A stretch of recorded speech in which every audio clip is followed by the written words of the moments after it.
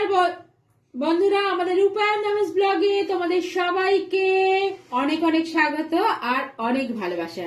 আজকে তোমাদের সঙ্গে একটা কুকিং ভিডিও নিয়ে এসেছি, আর যাতে আমরা করে দেখাবো চিলি ফুলকপি।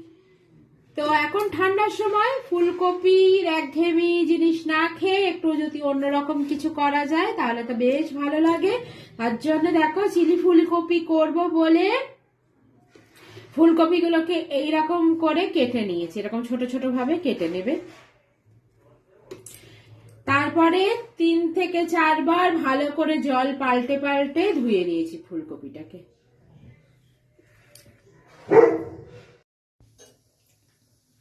প্রথমে কপিগুলোকে আমি একটু ভাপিয়ে নেবো, তার জন্য একটা জায়গায় জল দিয়ে নিয়েছি। জলটা একটু গরম হোক, আর এই জলের মধ্যে দিয়ে দেবো খানিকটা নুন, যাতে কপিগুলোর মধ্যে নুনটা ঢুকে যায়। জলটা গরম হয়ে গেছে, এবার কপিগুলোকে আমি এই জলের মধ্যে দিয়ে দেবো।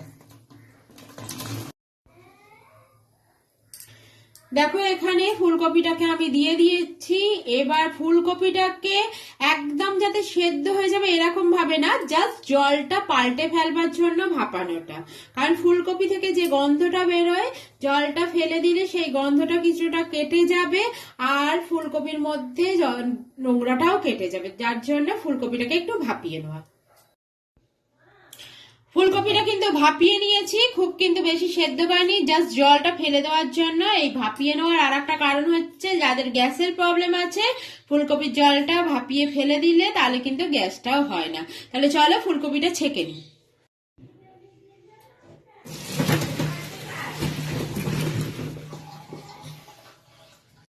আচ্ছা, রান্নাটা করতে কি কি লাগবে তোমাদের একবার দেখিয়ে দিই। লাগবে কাঁচা লঙ্কা কুচি, ক্যাপসিকাম,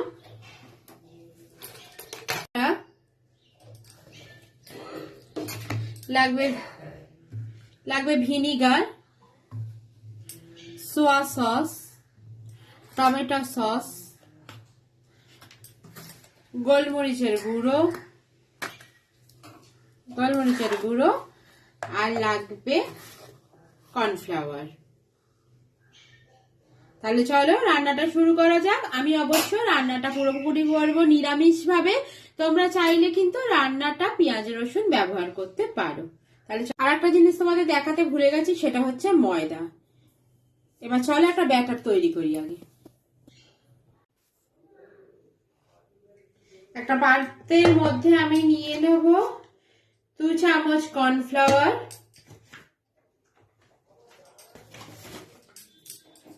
আর সঙ্গে নেব 2 চামচ ময়দা।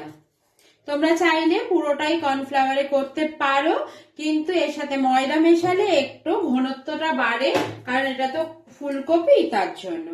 নিয়ে নেব সামান্য পরিমাণ আদা,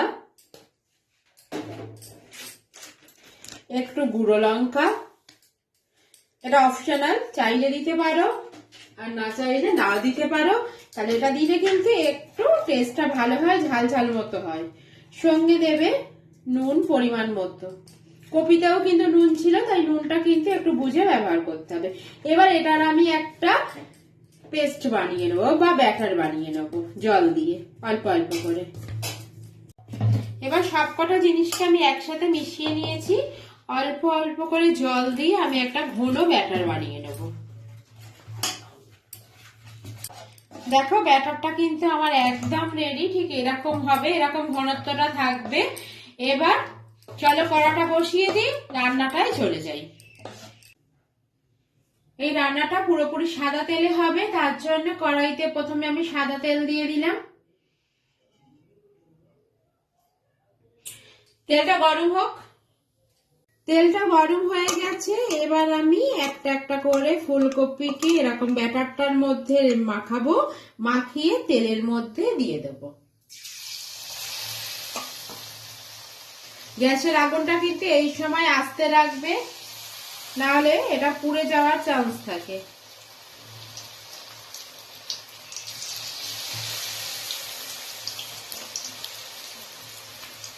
এইভাবে সবকটা কপিকে আমি ব্যাটারের মধ্যে লাগিয়ে নিয়ে ভেজে নেব।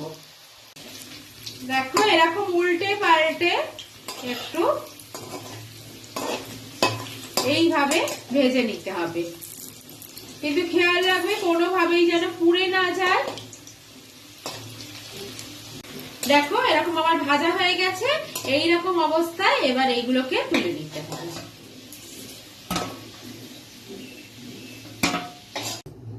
এইভাবে আমি পরের গুলো আবার ভেজে নেব।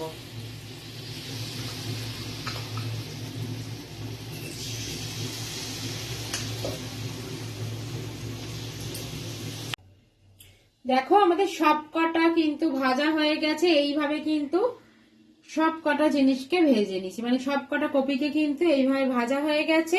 এবার এই যে ফুলকপি ভাজার তেলটা আছে এর মধ্যেই কিন্তু ক্যাপসিকাম গুলোকে ভেজে নেব।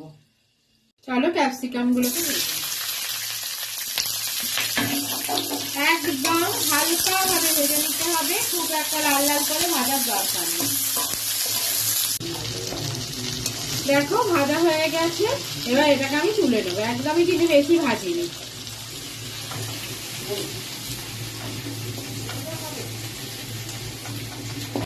কড়াই আরো একটু তেল দিয়ে দেবো, কারণ ওই তেলটা আমার আর নেই, ভাজার পরে তেলটা শেষ হয়ে গেছে, তাই খুব অল্প পরিমাণে তেল দিলাম।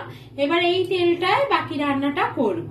তার আগে চলো একটা মানে সস দিয়ে সবকটা সস মিলিয়ে একসাথে একটা বাটি নিয়ে নিয়েছি। এবার এই বাটিটার মধ্যে আমি একে একে সবকটা সস দিয়ে নেব, মানে ভিনিগার দিয়ে নেব আগে।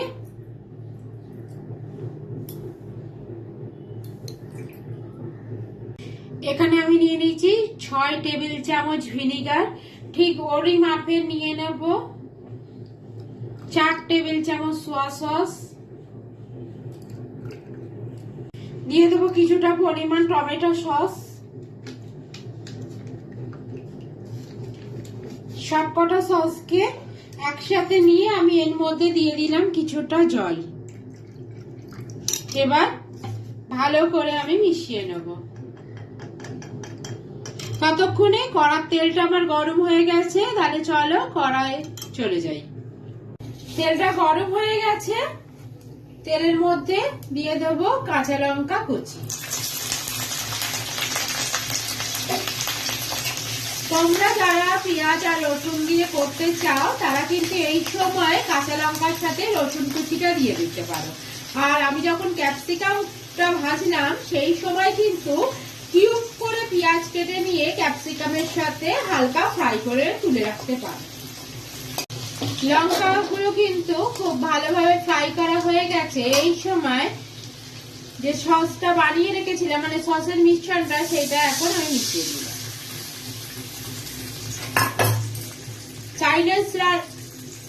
চাইনিজ রান্নাতে কিন্তু গ্যাসের আগুনটা সবসময় হাইতেই রেখে দিতে হয়, তাই হাইতে রেখে দিয়েই কিন্তু এইগুলো সব কটাকে ফ্রাই করব। এবার এর মধ্যে দিয়ে দেব আদার পেস্ট। তোমরা চাইলে গ্রেট করা আদাও দিতে পারো।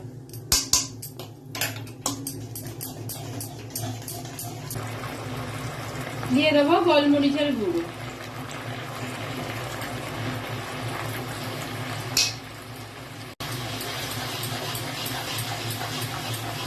এখানে কিন্তু পুরো মশলাটা আমার ফ্রাই করা হয়ে গেছে, একদম রেডি। এই সময় কপিগুলোকে ছেড়ে দেবো।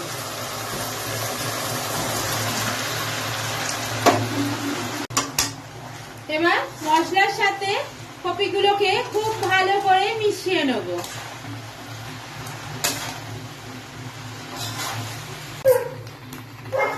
দেখো খুব ভালোভাবে কিন্তু মেশানো হয়ে গেছে। এবার 1 থেকে 1.5 মিনিটের জন্য আমি একটা থালা দিয়ে এটাকে চাপা দিয়ে দেবো, যাতে পুরো মশলার গন্ধটা যেন কপির মধ্যে চলে যায়। 1.5 মিনিটের মতো হয়ে গেছে। চলো এবার থালাটা খুলে দেখে নিই।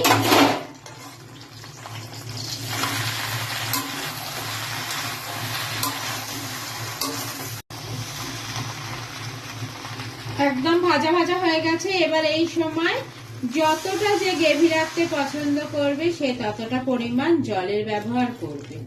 আর যদি কেউ ড্রাই রাখতে পছন্দ করো তাহলে জলের ব্যবহার করার দরকার নেই।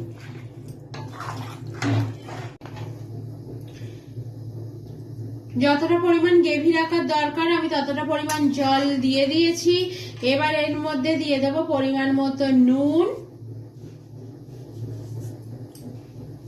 আর অবশ্যই দেব পরিমাণ মতো চিনি।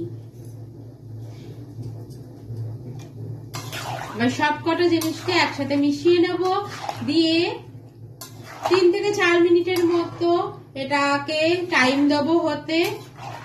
আর তারপরে একটা কর্নফ্লাওয়ারের ঘোল বানিয়ে নেব। ওটা ততক্ষণ হোক, সেই সময় আমি একটা কর্নফ্লাওয়ার দিয়ে একটা ঘোল বানিয়ে নেব। এখানে নিয়ে নিয়েছি 2 চামচ কর্নফ্লাওয়ার, সঙ্গে দিয়ে দেবো খানিকটা জল।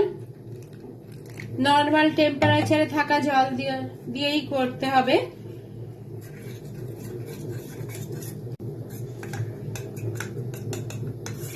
এবার জলের সাথে ভালো করে কিন্তু মিশিয়ে নিতে হবে, কোনো রকম যেন লাম্পস না থাকে।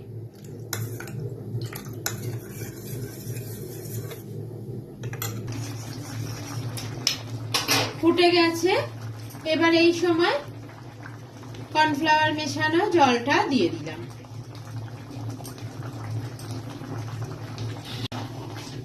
এবার ভালো করে মিশিয়ে নেব। এবার গ্রেভিটার মধ্যে থিকনেসটা চলে আসবে এই কর্নফ্লাওয়ারটা দেওয়ার ফলে।